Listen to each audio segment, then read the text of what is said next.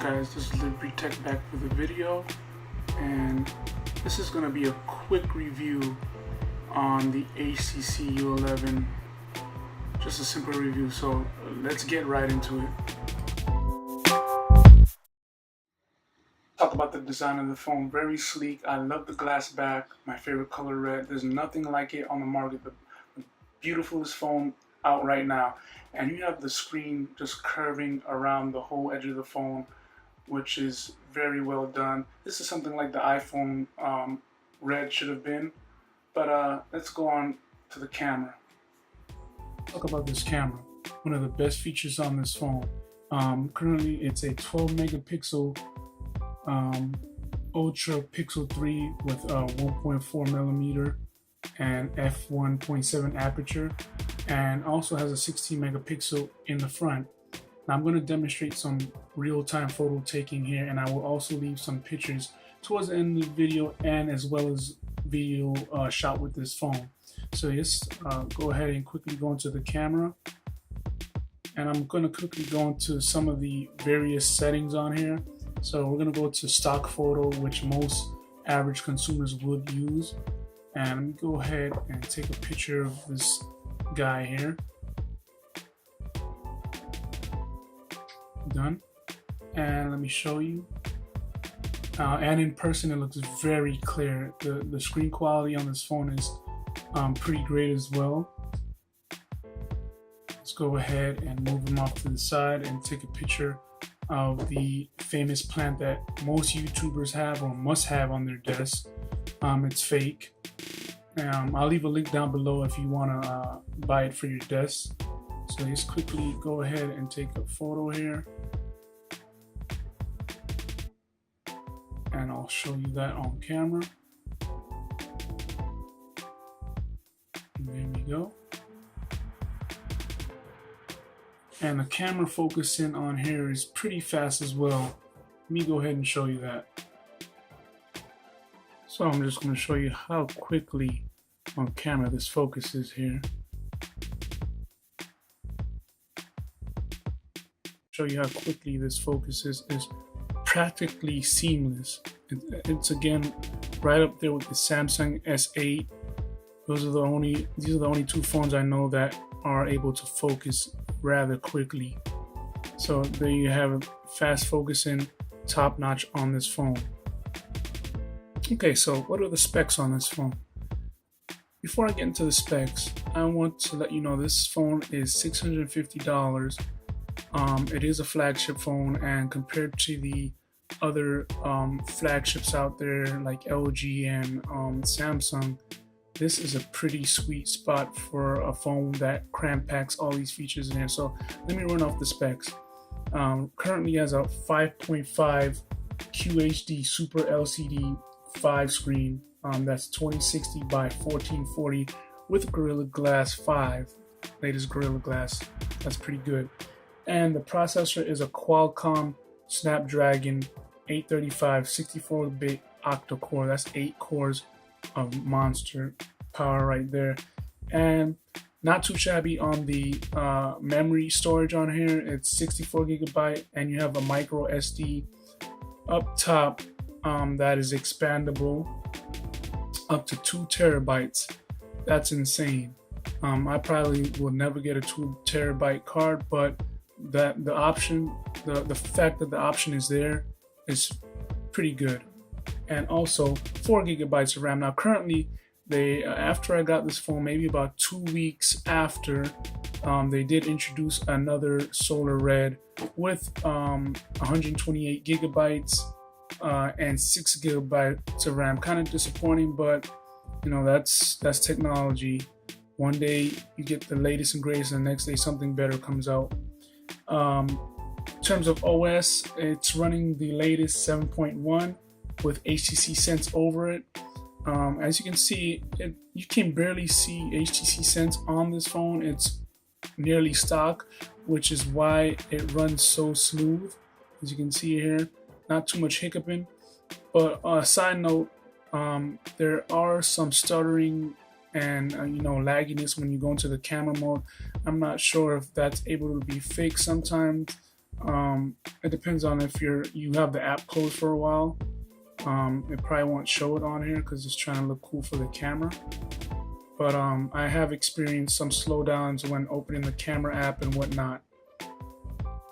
Also, it has 802.11 AC Wi-Fi, 4G LTE, of course, NFC built in, and the latest Bluetooth 4.2. And the speakers on this baby. The speaker on here is really good. So yeah, it's called a boom sound. So you have the boom sound down here, and then the other speaker up here, and so it creates like almost like a surround sound, but not really. But the quality of sound is pretty good. I have a sound video which I will link down below if you want to hear it, comparing it to the iPhone 7 Plus because it has the same layout in terms of speaker. And you also have the U-Sonic earbuds that activate the U-Sonic feature, which is pretty cool. And also it has USB-C with let's see if you can focus on here, with some fast charging, and that's always a plus. I haven't really had a phone. This is my first Android phone with fast charging, and yeah, it's pretty neat. It charges fully within I would say about an hour and a half or so, and yeah, that's pretty cool. Now, what else does this baby have? It also has about 3 speakers on here for 3D surround sound. So when you're recording, it takes in basically the whole environment. So let me see here. So it has I believe 1, 2, 3 on the back and 1 on the top right here. Correct me if I'm wrong, but it does allow you to record what's going on around you, so your videos are, properly well sounded. I'm not sure if I worded that right, but nonetheless, when you're recording, you're going to get great sound quality. And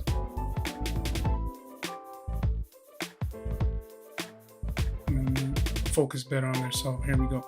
And like I was saying, you record, you're going to get great sound quality on here. Like compared to the iPhone 7 Plus, which used to be my daily driver, the audio is nowhere compared as good as this phone.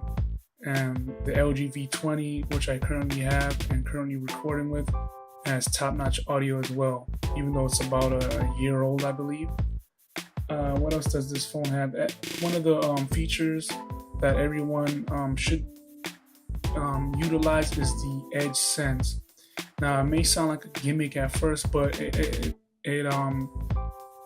makes things slightly easier to use. Like, for example, I have mine's mapped to take screenshots. As you can see here, all you do is squeeze, and well, you can also change the sensor. So I put it to the highest, so there you go, I have a screenshot. Now you can go into settings here, and then just go into Edge Sense, and here you're able to customize and map to what you want. So let's go here, and right now, as you can see, I have it mapped out to take screenshots. You can also do flashlight, launch a specific app, launch ACC Alexa, which I think I muted her on there so it doesn't activate. But for you guys out there that have Alexa, hopefully it didn't activate. But yeah, you have other stuff on here: launch camera app, default assistance, instant voice recording for the people that go to college or just want to take quick notes. You can just squeeze it and it starts recording. So like I said, some of these features on here are pretty cool, and to me it's not really a gimmick. It's something you can probably use every day. Now, I'm not going to really go into the customization on here. Pretty much all Android OS are pretty much the same. There might be a slight difference in depending on the phone carrier, but for the most part, you are able to, you know, add, remove stuff, widgets, you know. Yeah, so that's pretty much it. You know, just add widgets. I don't have too many home pages on here. I got quite a few apps. Speaking of apps, guys, if you have any recommendations for me, leave a comment down below. Like I said, I haven't used Android too much. The last Android phone I had was, the first Android phone I had was HTC Evo 4G. Not sure how many of you guys remember that, but I do have a box right here to jog some memory here. Yep, this is really old school from Sprint, the first basically 4G phone in America.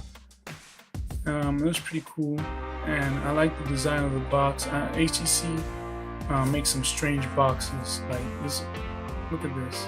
It's like a egg carton or something, and then you have something like this. It looks like a big mouse pad. But yeah, HTC, they're a unique company. They have a good track record, and you know, I wish they would advertise this phone way more, so that, you know, because this beat Samsung S8 in many tests and even top-notch in camera, and I feel that they deserve, you know, recognition for the quality they put in this phone, and it's a beautiful phone. Red is my favorite color, so I'm just glad that HTC finally came out with this color. I had to jump on it and get it. And there are various other colors like black, blue, silver, and white. So I mean, this is a good amount of colors to choose from. I don't know if I mentioned this, but in terms of specs, it does have a 3000 milliamp battery, which I get an easy day of usage, no problem with heavy usage. If I use moderate usage, I don't know about that because I use my phone a lot, but I'm pretty sure I can probably squeeze out close to 2 days if I use moderate. Or, you know, you have one of the features here, which is pretty cool. If I can just go into shortcut here and go to battery, and you're able to go to power saver. And I also think they have let's go into more settings.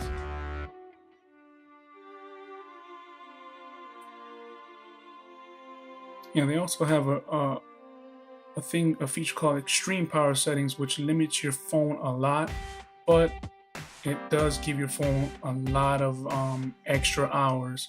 So let's go into that. And this is simply what you get: time.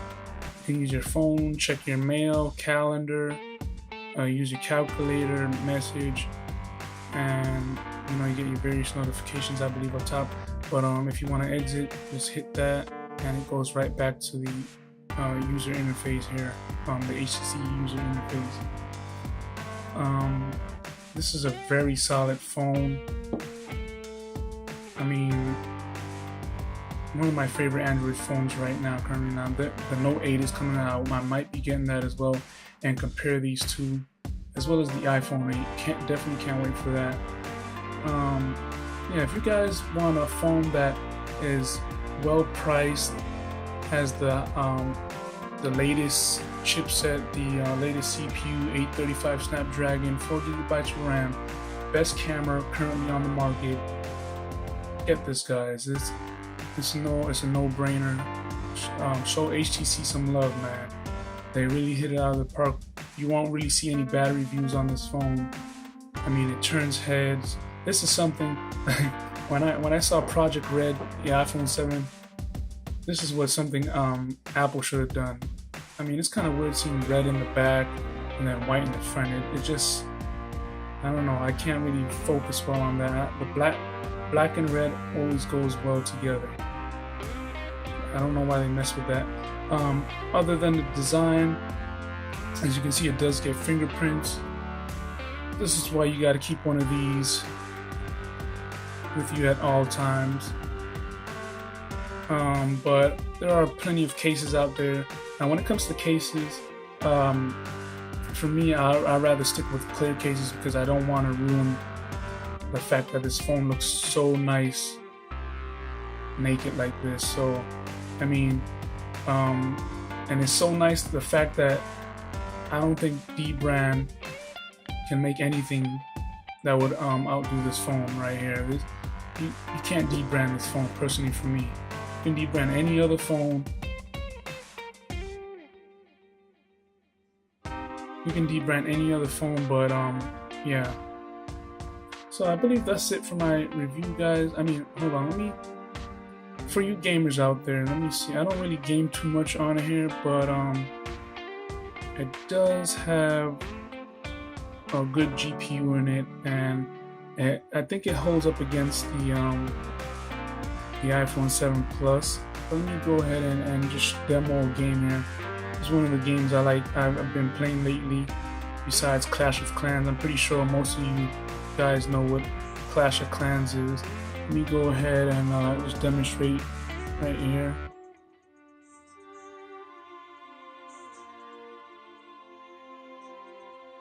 Let's see.